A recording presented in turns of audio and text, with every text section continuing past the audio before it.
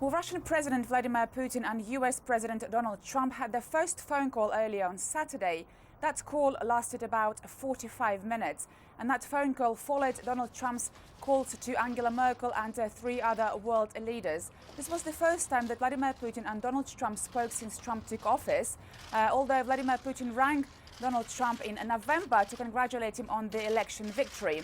But nonetheless, both sides see this phone call as the first step towards the normalization of relations between Russia and the US. And on the eve of this phone call, Dmitry Peskov, the Kremlin spokesman, said that Vladimir Putin would congratulate Donald Trump on taking office and would discuss exchange views on Russian-US relations, although he did say this would have been their first contact and therefore one shouldn't expect any substantive discussions, although they would discuss the US-Russian ties as well as NATO's expansion in Eastern Europe, as well as Syria and the joint fight against ISIL. One of the other subjects that could have been discussed is the sanctions. Just on the eve of this call, there were speculations that Donald Trump and Vladimir Putin could discuss lifting sanctions against Russia, although no immediate information was available following that phone call. Of course, that's something that Moscow would be desperate to discuss with the US. However, Moscow has, especially Vladimir Putin, has much to gain if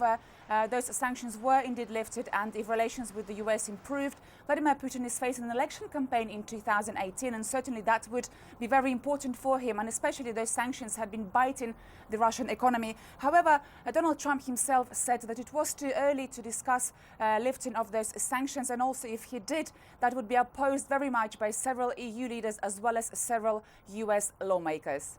Lyubova, CGTN, Moscow.